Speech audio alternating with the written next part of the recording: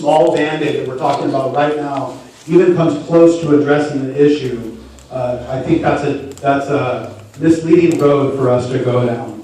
We really need to be critical thinkers.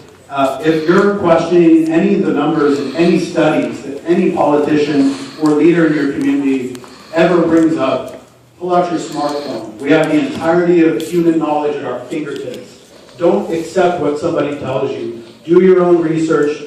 Look for peer-reviewed studies. That's what you're looking for. Be a scientist.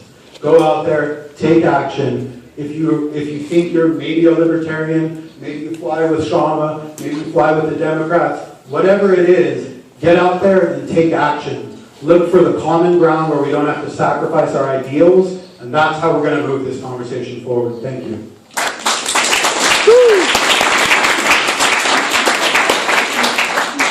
My name is Irene Hauzinger, and I am a part-time faculty here, and I have been in social services for 13 years.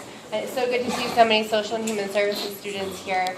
My concern is about how this is going to affect nonprofits. There are agencies here in Seattle that pay master's level clinicians $10 to $13 an hour.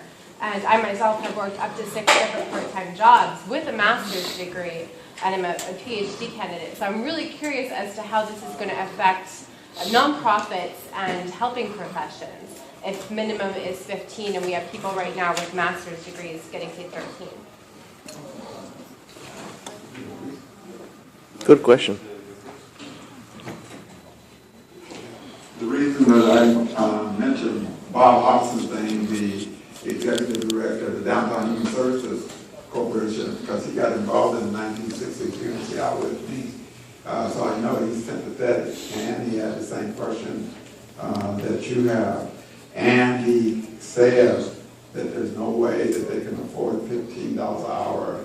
By the way, Daniel Westby also had him to pay as well as small businesses down on Lake Washington Boulevard. He said that he is willing to be involved in a larger movement whose aim it is to make sure the human services program get a higher percentage of public monies for support that would be prioritized. Let's make sure when this passes that our workers minimally get this amount. Now, this may pass before that particular situation is reached. I'm a politician. We would have to develop strategies, and there may have to be some sacrifices to help people who are genuinely making an effort to get to $15,000. And we got to continue to build this people's movement, taxpayers movement, voters movement, in a way that the impulse and the strategy and the victories of the battles is toward creating basic human services and better wages for all. Thank you.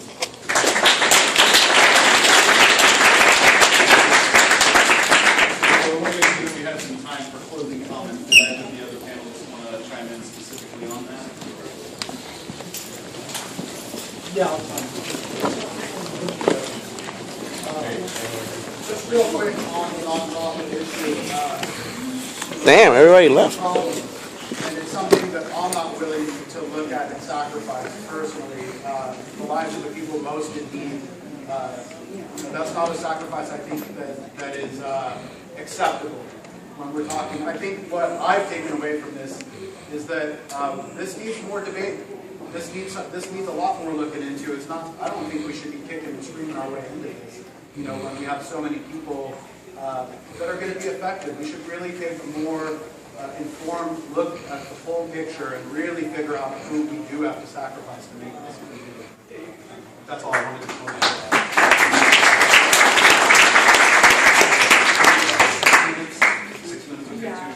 So we're going to have a moment for final comments from our panelists in the opposite order that we started out. So we'll start out with Ms. Sawant, and everybody will have 2 minutes apiece to say their closing comments.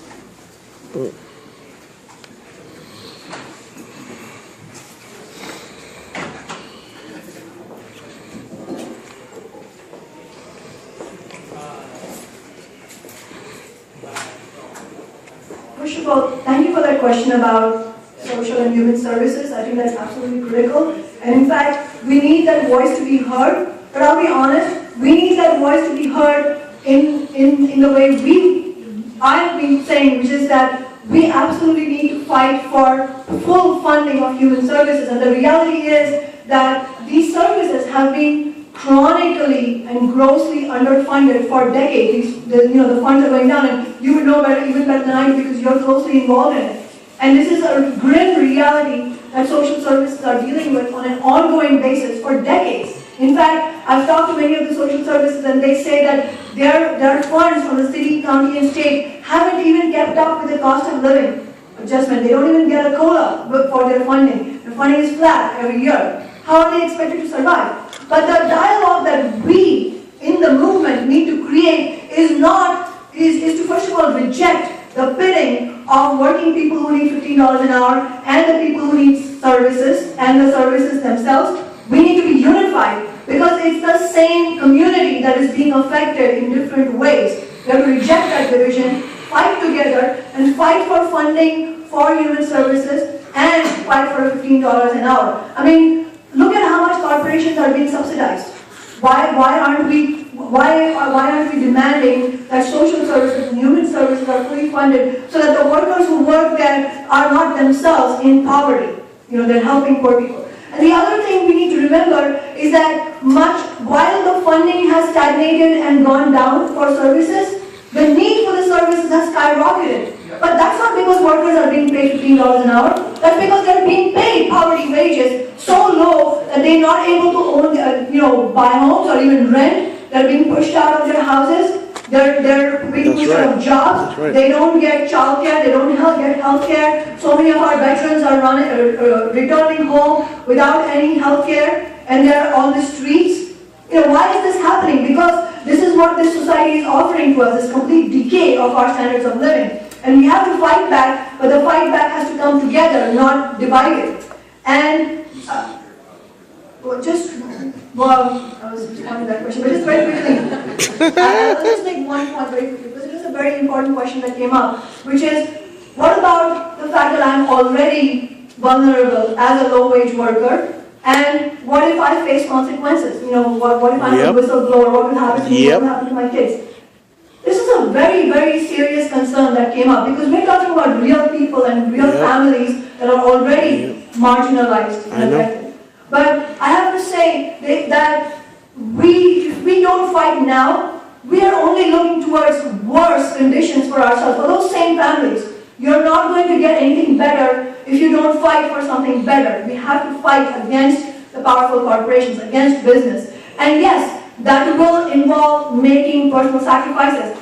What Larry was saying, he wasn't just saying that you should do it. He has done it. He has gone to prison multiple times standing up for social justice. He has made the sacrifices. I was arrested in the process of trying to prevent an eviction, a foreclosure of a union worker in South Park. We have to make